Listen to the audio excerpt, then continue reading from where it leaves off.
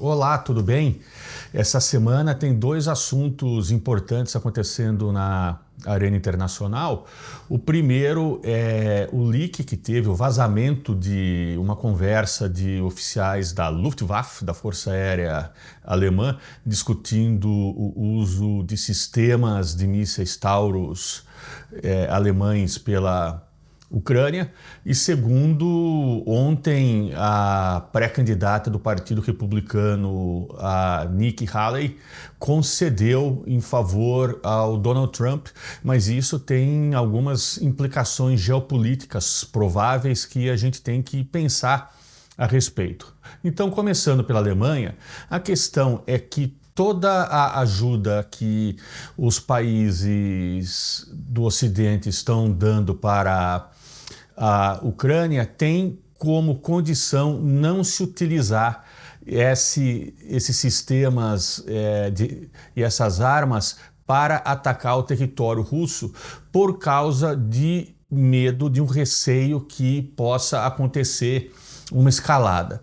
E o que aconteceu foi que oficiais da Força Aérea Alemã utilizaram um link não seguro de um sistema parecido com o Zoom, com meetings da Microsoft e tal, desses de reunião virtual, chamado Webex, que é preferido pelos militares, né? Porque tem alta segurança, então por grandes corporações e por militares, o Webex é considerado um sistema muito seguro, mas só que esses oficiais utilizaram um link não seguro e agentes russos tiveram acesso a essas conversas, apesar que também pode haver uma possibilidade de ter havido vazamento por parte do lado ucraniano.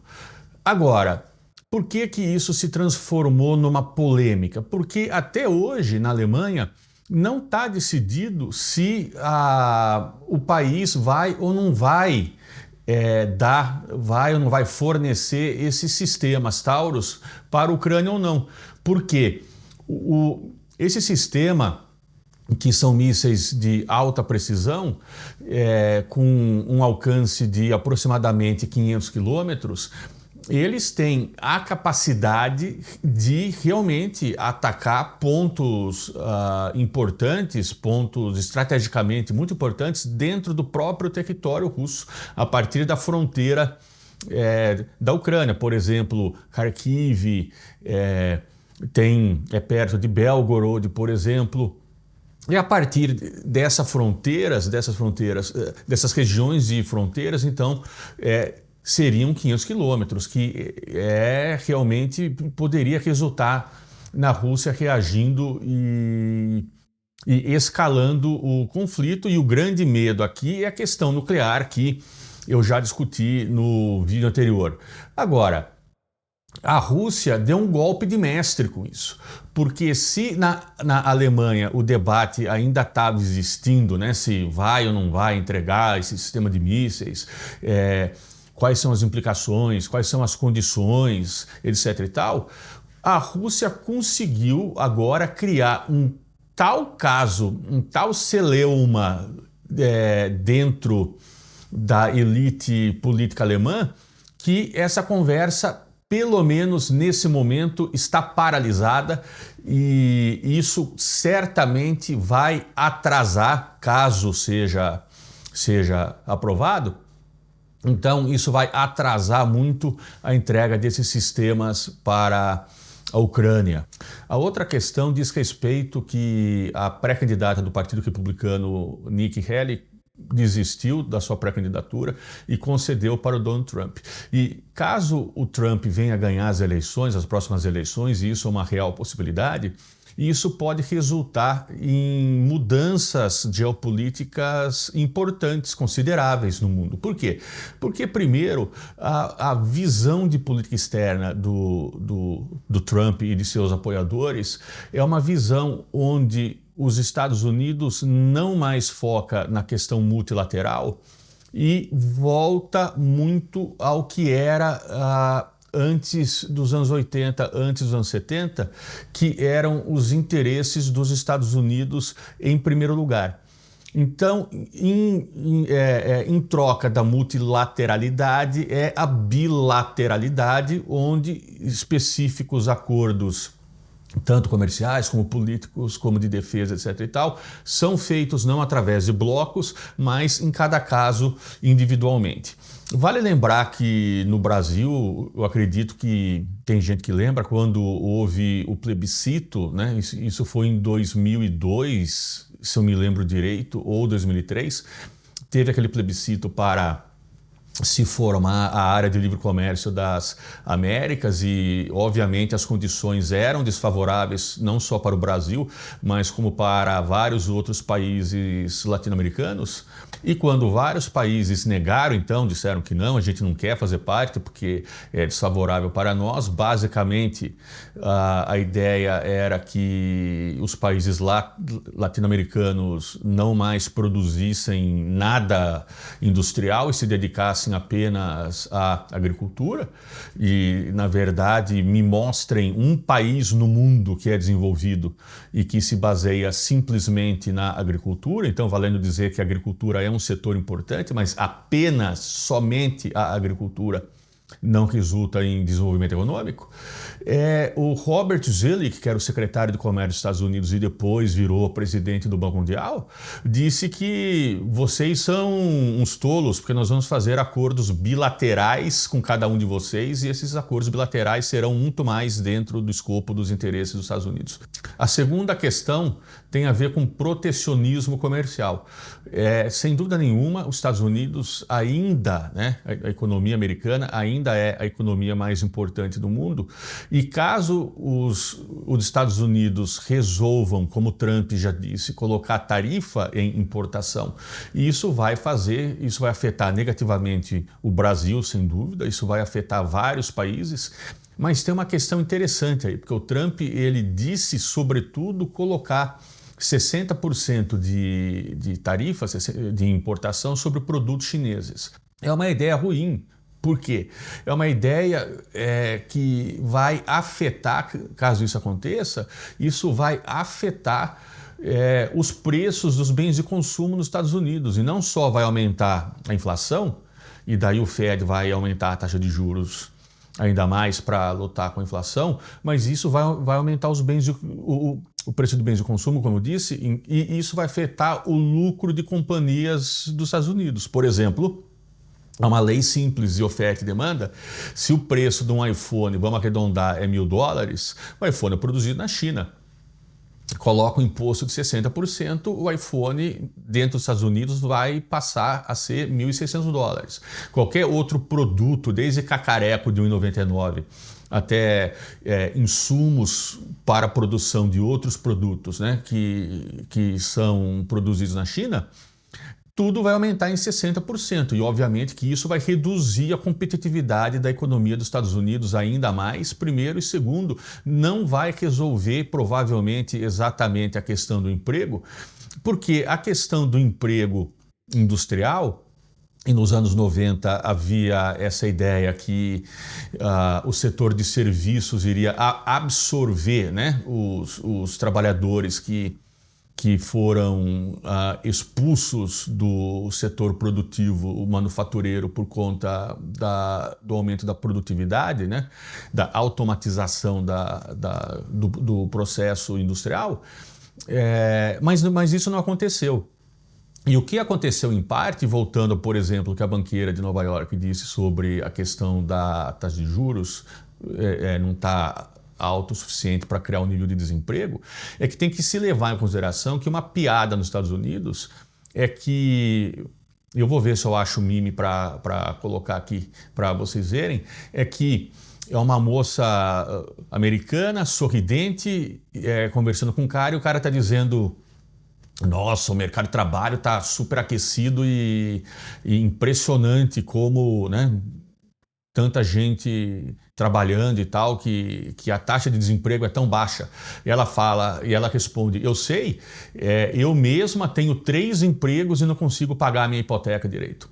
Então, voltando, né, essa questão do trabalho, né, essa questão de tentar resolver a questão do desemprego, aumentando a taxa de importação de produtos da China, não vai resolver. Sobretudo porque se a gente pegar a microeconomia básica, e daí a gente pode, por exemplo, ir numa função Cobb-Douglas, que é a função entre capital e trabalho, super simples da economia neoclássica, obviamente que a escolha dos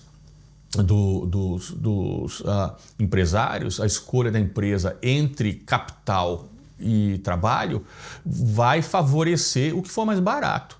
E daí, comparando o nível salarial dos trabalhadores dos Estados Unidos, né, o nível de salário nos Estados Unidos para ter um nível de vida decente, um nível de vida adequado, comparado com o salário na China, é impossível de ter essa nivelação. E isso, então, acaba significando que mesmo que se transfira parte da manufatura da China de volta para os Estados Unidos, devido ao nível de avanço tecnológico e de produtividade, provavelmente não vai ser suficiente para que resolva esse problema do desemprego. E a gente viu esse tipo de coisa, esse tipo de protecionismo exatamente nos anos 20. E o resultado foi meio que, naquela época, claro, depois da Primeira Guerra Mundial, é um ambiente completamente diferente. Mas o resultado foi uma deterioração da economia de outros países por causa do protecionismo nos Estados Unidos. E levando-se em consideração esse protecionismo e levando-se em consideração a importância do mercado americano para a economia brasileira, isso provavelmente pode resultar em efeitos negativos para a economia brasileira, infelizmente.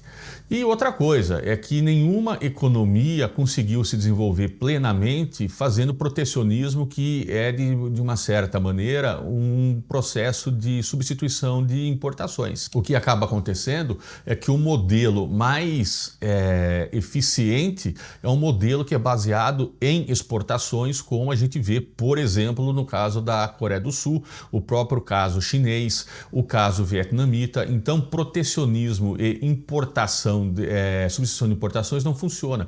Inclusive, a gente vê que a economia do Brasil não consegue se desenvolver exatamente por um protecionismo exagerado que tem, onde as companhias brasileiras oferecem produtos de qualidade, produtos e serviços de qualidade inferior do que tem nos Estados Unidos e na Europa. E isso é devido a esse protecionismo. A maneira de se desenvolver tem que ser baseada em exportações competitivas e não em bloqueando importações e desenvolvendo setores industriais ineficientes. A próxima questão diz respeito à defesa, diz a respeito à própria OTAN. O Trump disse que, semana passada ou semana retrasada, que ele iria estimular a Rússia a atacar os países da OTAN que não gastam pelo menos 2% do orçamento em defesa. Bom, isso faz parte do documento de fundação da OTAN, onde cada país membro se compromete a gastar pelo menos 2% do PIB em defesa. E vários países não gastam. E nesse sentido, o Trump tem razão, porque a Europa tem sido, fazendo uma tradução ruim, talvez, o inglês, mas tem sido o caroneiro livre, né? O free rider da economia na questão de defesa, né? E realmente vários países europeus não gastam 2% do PIB em defesa. Só que isso cria um problema. E o problema é que a OTAN tem uma função de dissuasão e não é simplesmente a questão da Rússia. Tem a ver a questão de outros países não atacarem os países membros.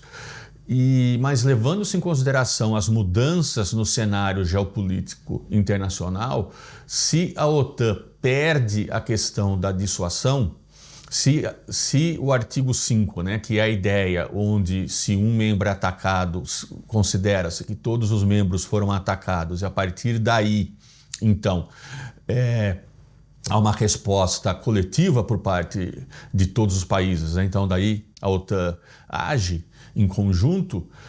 Se essa dissuasão se perde, eu estou convencido que se cria a possibilidade de conflitos regionais, de conflitos menores que pode desestabilizar o conjunto, resultando em uma escalada e uma guerra de proporções inimagináveis. Por quê? Vamos pensar. Quais países não gastam 2% do PIB em defesa? Primeiro é o Canadá, que é do lado dos Estados Unidos. Eu duvido muito que os Estados Unidos não ajudaria o Canadá caso, por exemplo, um cenário assim, vamos dizer, eu não acredito que vá acontecer, pelo menos no curto prazo, mas simplesmente fazendo um cenário. Caso, por causa do Ártico, a Rússia resolva atacar o Canadá. E a verdade é que isso não está completamente fora da mesa, fora de questão, porque a situação no Ártico está se deteriorando. Vou fazer um outro vídeo sobre isso, mas a Rússia tem grandes interesses no Ártico e o Canadá também tem. Então, e se acontecer, não uma guerra total, mas acontecer um conflito de menor intensidade e um ataque? Se tem, por exemplo, a OTAN como fator de dissuasão, o Canadá e a Rússia vão tentar se entender diplomaticamente. Caso não tenha mais o fator de dissuasão, talvez daí a Rússia considere atacar, fazer uma incursão mais agressiva, né? É uma possibilidade, não estou dizendo que vai acontecer. Mas eu duvido muito que os Estados Unidos não se envolva em um conflito envolvendo o Canadá, porque são vizinhos, têm acordos comerciais, tem uma proximidade política. O Canadá é a América do Norte, que é, vamos dizer assim, parte geograficamente, é parte do interesse dos Estados Unidos, né? Então duvido muito. Quais outros países não gastam 2% em defesa? Por exemplo, a França. A França gasta 1,9% do PIB em defesa, talvez aumente esse ano, mas em 2023, eu não vi o orçamento desse ano, mas em 2023 era 1,9% do PIB. E nesse sentido, caso a Rússia, vamos supor de novo, né, porque quem iria atacar a França? Eu não acredito que a Rússia vá atacar a França também, mas vamos supor que algum país ataque a França. A França é uma potência nuclear, a escalada pode ficar muito feia. A França tem forças armadas capazes também, e isso também pode resultar em uma escalada. Quais os países mais não gastam 2% do PIB, né? A Holanda não gasta, a Bélgica não gasta, a Espanha não gasta, Portugal não gasta, Itália não gasta. Todos os países do Mediterrâneo, com exceção da Grécia, não gastam 2% do PIB em defesa. A Turquia gasta menos de 2% do PIB em defesa. É o único país daí no Mar Negro, se a gente passar do Mediterrâneo para o Mar Negro, dentro do Mar Negro, então, tem a Romênia. A Romênia gasta mais de 2% do PIB em defesa, mas a Bulgária não gasta. E daí no Mar Negro também tem a Turquia. E a grande questão é que ao retirar da OTAN o poder de dissuasão, isso significa que vários outros países com interesses na região, e daí nesse sentido a gente coloca a Rússia também, e a Rússia, sobretudo na região do Mar Negro, tem grandes interesses por causa da Transnistria, por causa da Moldova, né? A própria Ucrânia nesse momento. E se os Estados Unidos tira esse poder de dissuasão da OTAN, a possibilidade de conflito aumenta. Por exemplo, A Turquia. A Turquia tem forças militares muito capazes. A gente viu que a Turquia derrubou um caça russo e a Rússia não fez nada. O Putin disse, me apunhalou pelas costas, mas depois de uns meses Putin e Erdogan ficaram amigos de novo, né? E então a Turquia tem seus interesses também na região. A Grécia tem seus interesses também na região. A Grécia e a Turquia não têm relações muito boas, mas basicamente, tirando esse poder de dissuasão, pode fazer com que alguns atores se sintam mais à vontade para realizar, para tentar alcançar os seus interesses sem ser pela via diplomática.